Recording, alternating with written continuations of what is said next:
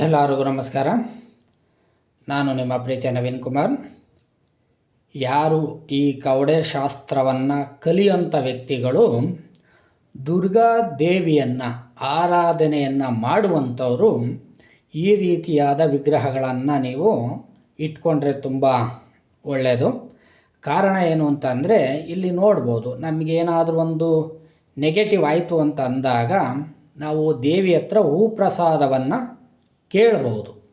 ಈಗ ನಮಗೆ ಏನೋ ಒಂದು ಸಮಸ್ಯೆ ಆಗಿದೆ, ಆ ಸಮಸ್ಯೆಯಿಂದ ನಮಗೆ ಬಗೆಹರಿಸಿ ಕೊಡ್ತೀಯಾ ಅಂತ ನಾವು ದೈವವನ್ನು ಕೇಳಿದಾಗ ಆ ದೈವಗಳು ಹೂಪ್ರಸಾದ ಮಾಡುವ ಮುಖಾಂತರ ನಮಗೆ ಒಂದು ಒಳ್ಳೆಯ ಸಂದೇಶವನ್ನು ಕೊಡುತ್ತೆ.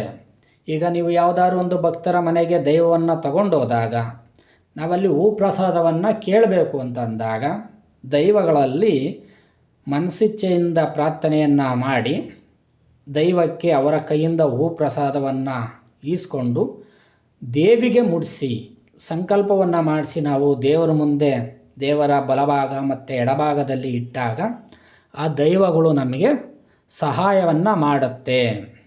ಸೊ ಯಾವುದೇ ಒಬ್ಬ ವ್ಯಕ್ತಿ ಆಗಿದ್ದರೂ ಅವನ ಕಷ್ಟ ಕಾರ್ಯದಲ್ಲಿ, ಮದುವೆ ಆಗಿರ್ಬೋದು ಅಥವಾ ಮಾಟ ಮಂತ್ರ ತಂತ್ರ ಪ್ರಯೋಗಗಳು, ರೋಗ ರುಜಿನ ವಾಸಿಗಳಾಗಬೇಕು ಅಂತ ಅಂದಾಗ ನಾವು ದೈವಗಳಲ್ಲಿ ಕೇಳಿದಾಗ ಅವು ಹೂಪ್ರಸಾದ ಆಯಿತು ಅಂತಂದರೆ ಖಂಡಿತವಾಗಿಯೂ ಅಲ್ಲಿ ಜಯ ಆಗ್ತದೆ.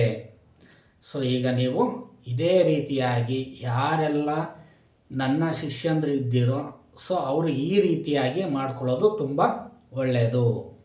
ಸೊ ಈ ವಿಡಿಯೋ ಇಷ್ಟ ಆಯಿತು ಅಂತ ಭಾವಿಸ್ತೀನಿ. ಸೊ ಇಷ್ಟ ಆದರೆ ಲೈಕ್ ಮಾಡಿ, ಶೇರ್ ಮಾಡಿ, ಆದಷ್ಟು ಶೇರ್ ಮಾಡಿ ಅಂತ ಹೇಳ್ತಾ ಈ ವಿಡಿಯೋವನ್ನು ಮುಗಿಸ್ತಾ ಇದ್ದೀನಿ. ಎಲ್ಲರಿಗೂ ನಮಸ್ಕಾರ.